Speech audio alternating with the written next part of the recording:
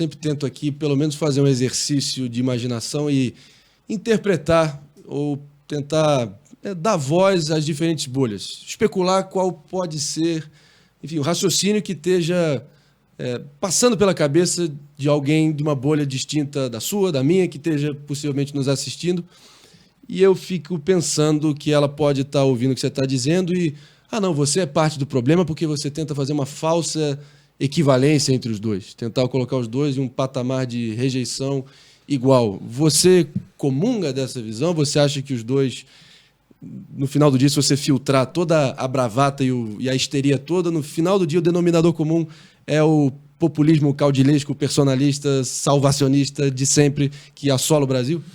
Infelizmente, esse é o DNA do populismo, né? O populismo, assim, não respeita os pesos e contrapesos que existem no país, justamente para limitar o poder, né? É quase que eles se acham os únicos representantes legítimos da vontade popular, e quem é contra está sabotando a vontade popular. Então a esquerda diz que são as elites, as classes dominantes. Tem sempre o bode expiatório. Sempre o bode expiatório, claro. Né? O populismo de direita, a mesma coisa. É o Congresso, é a Justiça, são as minhas amarras constitucionais, é sempre essas coisas. Então tem um ataque às instituições, o que é uma coisa muito grave, porque se a gente não acredita nas instituições, em quem que se acredita? No personalismo político. Perfeito. E aí isso cria o que eu chamo da infantilização da política.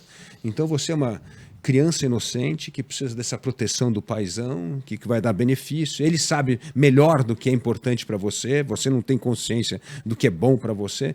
E esse nível de infantilização faz com que a política democrática se torne cada vez mais demagógica. O segundo ponto que os populistas têm em comum é políticas econômicas de ótimo efeito de curtíssimo prazo, mas deixa uma bomba para ser paga para gerações futuras, né?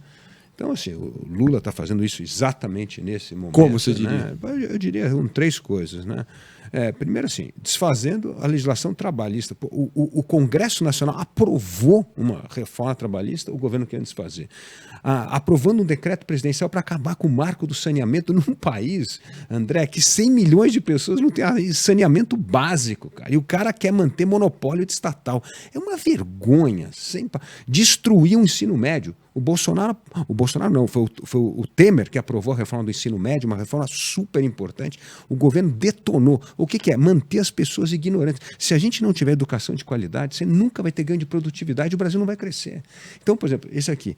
E no fim do governo Bolsonaro, a gente teve a famosa PEC do precatório, que era um escândalo, cara. Como é que você fala que o governo tem uma dívida? Não, mas não vai pagar a dívida agora, você vai pagar em 2026. Teve o total estouro do orçamento, né? Então, deixando já uma dívida gigantesca. Então, assim, são coisas que, evidentemente, só prejudicam as gerações futuras, em troca de tentar ganhar essa próxima eleição. Então, esse imediatismo do populismo é algo destruidor num Brasil que precisa ter um plano claro de como é que o Brasil vai voltar a crescer, a se inserir nessa economia global e a ter segurança jurídica para garantir o investimento privado. Dávila, eu vou te dar um depoimento pessoal aqui. Você ganhou o meu respeito quando você colocou o seu nome à disposição do povo numa eleição que você sabia que a chance de você ganhar era ínfima, mas para marcar posição, assumir um desafio tão difícil como esse.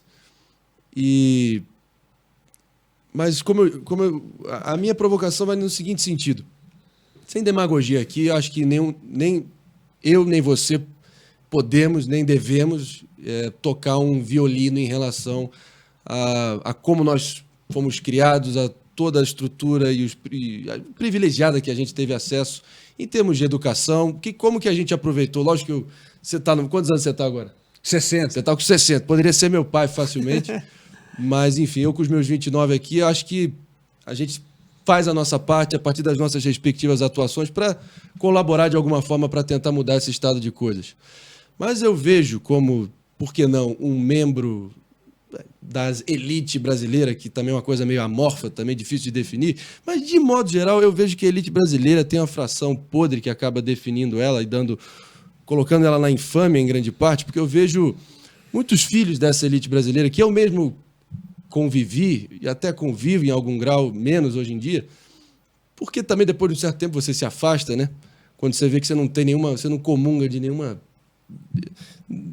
sabe, nenhum hábito no dia a dia valores, com esse tipo de pessoa, de valores mesmo. Né? São pessoas inconstantes, hedonistas, materialistas em excesso. Vêm ao Brasil quase que para fazer, como eu coloquei no meu livro, o Brasil não é uma piada, fazer o que eu chamo de piquenique étnico, né? Por detrás dos blindados, olhando para os seus próprios conterrâneos ali com distanciamento, como se fossem pessoas, enfim, de outra espécie quase. E também, a nível pessoal, sempre colocando muito do seu patrimônio em paraísos fiscais, mundo afora, dolarizados. Nada contra, mas só estou dizendo que eu não vejo as elites brasileiras, de modo geral, se investindo na construção do destino do nosso país, especialmente hoje em dia. São pessoas que vivem, não no Brasil, mas vivem do Brasil, né? Você concorda mais ou menos com essa minha análise? E como que você, como um membro dessa elite, se vê nesse contexto todo? Eu digo que Abra seu coração. Eu digo que eu me sinto que nem o Joaquim Nabuco. Porque o Joaquim Nabuco era um cara altamente crítico da sua própria elite. Né? E eu sou muito crítico da nossa elite. Acho que a nossa elite não tem senso de dever público, a nossa elite rechaça a política, a nossa elite não se envolve na política. A palavra chique agora, para você não se envolver em política e se blindar da elite, compliance.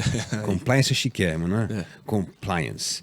Compliance da minha empresa não permite envolver-se com a política, não permite apoiar candidatura, não permite sequer que você sente à mesa aqui no jantar, porque isso aqui pode ter... Algo indecoroso, algo né? indecoroso. Tá? Então, assim, o compliance hoje é o muro de Berlim que separa a elite da participação efetiva política.